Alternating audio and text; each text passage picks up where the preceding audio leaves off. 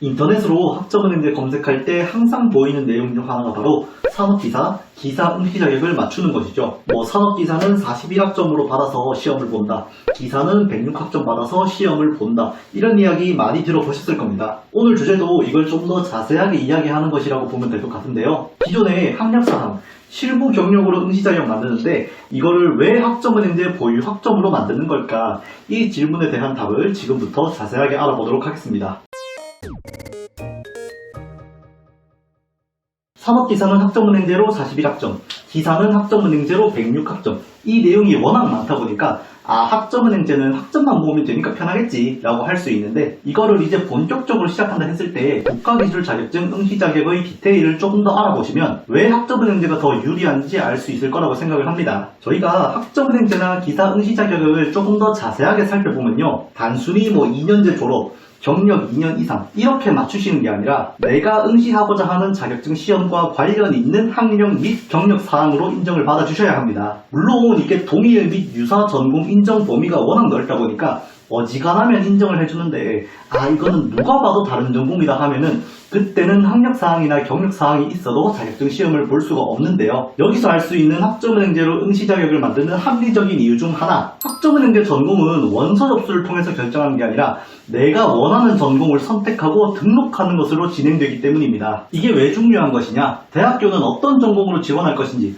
원서 접수를 하고 나서 합격 결과에 맞게 전공이 결정되잖아요. 그렇지만 학점은행제는 그런 것 없이 내가 원하는 전공이 있으면 접수가 아니라 등록만 한번 하시면 되고, 잘못 등록했네? 그러면은 등록 변경 시기에 맞춰서 변경 버튼 한번 딸깍 눌러주시면 됩니다. 이런 특징을 가지고 있다 보니까 산업기사나 기사 자격증 시험을 볼 때 관련 전공, 이 키워드가 그냥 사라진다고 보셔도 무방하겠죠. 41학점 모아서 산업기사를 보거나 106학점을 모아서 기사를 보거나 어느 과정을 시작하시더라도 관련 전공자 인정을 받아야 하는 부분은 신경 쓰지 않아도 된다라는 것을 알 수 있습니다. 그리고 이제 두 번째 이유, 시간을 줄일 수 있다라는 것인데요. 대학교를 다니시거나 실무 경력 인정을 받아서 산업기사, 기사 응시 자격을 만든다 할 때 기간을 줄인다? 이렇게 접근하기는 쉽지 않을 겁니다. 대학교에서 조기 졸업을 한다 하면은 성적을 잘 받아주는 건 물론이고 계절 학기도 꼬박꼬박 들으셔서 학점을 더 많이 받아주셔야 하고, 결정적으로 이렇게 한다고 해도 많이 줄여봐야 한두 학기 정도 줄일 수 있습니다. 이와 더불어서 실무 경력은 기간을 줄이는 것 자체가 불가능합니다. 졸업 조건이 아니라 실무 경력 기간 자체를 인정받아야 하는 것이니까요. 하지만 학점은행제는 어떨까 한번 보시면, 학점은행제는 학년의 개념이 아니라 보유 학점을 기준으로 응시 자격이 만들어집니다. 거기에 더해서 학점은행제는 학년제가 아니라 학점제로 운영되기 때문에 똑같은 기간이라도 학점을 더 빠르게 모을 수가 있다는 것, 이 두 가지 특징이 잘 어우러져서 산업기사나 기사시험 응시 자격을 보다 빠르게 만들 수 있다는 것이죠. 이게 말로만 들어서는 체감이 잘 안 될 수가 있는데, 예를 하나 들어서 설명드리면, 영상 업로드 날짜가 3월 12일, 이거를 기준으로 최저 학력이 고졸인 학습자분이 지금 공부를 시작해서 올해 3회차 시험을 보겠다 한다면 지금 시작하시면 수업 학점이 필기시험 전에 등록이 안 됩니다. 그래서 자격증이랑 독학사 두 가지만 사용해서 41학점을 모으고 응시 자격 기준을 충족해야 하겠죠. 자격증은 매경 테스트 우수 등급 자격증 하나 넣어서 18학점 만들고 나머지는 독학사 2단계로 채울 건데, 이때 난이도 낮은 과목 아무거나 넣어서 5과목 이상 합격해주시면 41학점 이상 나오죠. 자격증이나 독학사가 산업기사와 관련된 전공이 아니어도 상관없을까요? 라고 물어본다면 당연히 괜찮죠. 왜? 학점은행제 전공은 내가 원하는 전공으로 선택해서 등록 버튼 몇 번 클릭하면 끝나기 때문에 응시 자격 증빙 서류를 제출하게 되면은 학생의 전공, 보유 학점 이렇게 두 가지만 반영하기 때문에 학생이 어떤 수업, 어떤 자격증을 통해서 학점을 채웠는지와는 무관하게 기준으로 적용되는 학점과 전공 이렇게 두 가지만 만족하시면 됩니다. 보시는 것과 같이 고졸 학력으로 지금 시작해서 당장 올해 3회차 산업기사 시험을 노릴 수 있다는 부분, 예시와 같이 급하게 가는 것이 아니더라도 고졸 학력 기준으로 산업기사는 보통 한 학기, 이거를 시간으로 계산하면 15주 과정으로 끝내고요. 기사시험을 본다 하면은 빠듯하게 공부했을 때 1년 반, 평균적으로는 2년 정도 소요해서 응시 자격을 갖춥니다. 이게 학점은행제로 하는 것이니까 이렇게 기간을 잡고 공부를 하는 것이지, 이거를 대학교나 실무 경력으로 한다고 하면은 말도 안 되는 겁니다. 기사시험 응시 자격을 기준으로 학력 조건을 만든다 하면은 입학 절차 진행하고 이후에 4년을 더 공부하셔야 하는데 2년 안에 한다는 것은 불가능하겠죠. 전공 선택에 대한 부분도 물론 좋지만 지금 보시는 것처럼 기간이 짧다는 특징은 기존에 준비하던 과정과는 느낌이 많이 다를 것이라고 생각을 합니다.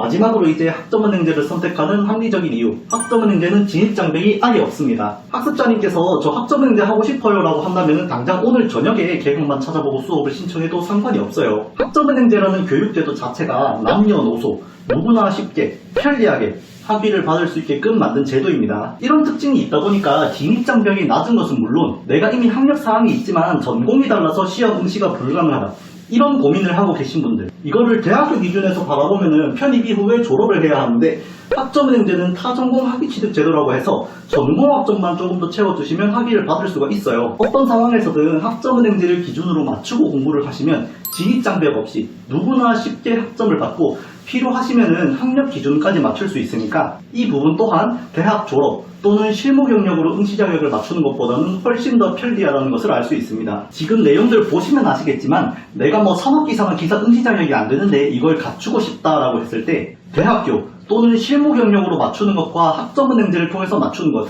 두 가지를 비교한다면은 학점은행제가 압도적으로 유리합니다. 이건 어쩔 수가 없어요. 진입장벽이 없어서 마음만 먹으면 언제든 시작할 수 있는데 심지어 공부기간도 짧아. 이러면은 굳이 대학교 진학이나 실무 경력을 채울 필요가 없겠죠. 그리고 이거를 이제 이렇게 이야기를 하면은 학습자분들이 몇 가지 질문을 하게 됩니다. 그러면 학점은행제 단점이 뭔가요? 아니면은 단점이 아예 없나요? 라고 질문을 하시는데요. 장점이 있으면은 당연히 단점이 있기 마련입니다. 학점은행제도 당연히 단점이 있는데요. 공부를 끝마치면은 자격증만 얻을 수 있다는 것입니다. 학력이나 경력 조건으로 맞추시면은 자격증과 함께 대학교 졸업 또는 다년간의 실무 경력이 함께 따라오지만 학점은행제는 앞에서 말했던 것처럼 이수 과목, 학점 취득 내역 이런 것 없이 기준 학점 하나만 보고 산업기사, 기사 응시 자격을 만드는 것이다 보니까 과정이 다 끝나면 정말 자격증 딱 하나만 남습니다. 학습자님이 추가로 무언가를 공부하지 않는 이상 다른 게 남지 않아요. 그런데 저는 이거를 단점이라고 하기엔 좀 그렇고 과정의 차이라고 생각을 하고 있어요. 기사시험 응시 자격을 만든다고 했는데 한쪽은 학점은행제 해서 2년 안에 106학점을 모으고 자격증을 취득했어요. 그런데 다른 한쪽은 4년제 대학 다니면서 졸업 예정 증명서 받고 대학 졸업을 하면서 자격증을 취득했어요. 이 두 가지 과정 중 공통점이라고 한다면은 둘 다 기사 자격증을 취득했다는 것. 학점은행제로 하든 대학교를 다니면서 하든 일단 기사 자격증은 둘 다 얻었잖아요. 이거는 똑같은데 학점은행제를 통해서 106학점을 모은다고 학위가 나오는 건 아니잖아요. 그래서 이쪽은 자격증만 보유하고 있는 것인데 다른 한쪽, 여기는 대학교를 졸업하셨잖아요. 그렇기 때문에 여기는 자격증과 더불어 4년제 졸업장이 함께 따라오는 것입니다. 이 두 가지를 동등하게 인정해달라고 하면은 그거는 욕심이죠. 자격증만 있는 거랑 자격증과 학력 같이 있는 거는 엄연히 다르니까요. 그렇기 때문에 나는 뭐 다 필요 없고 자격증 하나만 취득하면 된다라고 한다면은 학점은행제가 압도적으로 유리합니다. 그냥 유리한 게 아니라 압도적으로 유리합니다. 다른 응시 자격 기준과 비교조차 할 수 없을 만큼 유리해요. 그런데 이제 뭐 나는 자격증과 함께 학력이나 실무 경력까지 갖추고 싶다 한다면은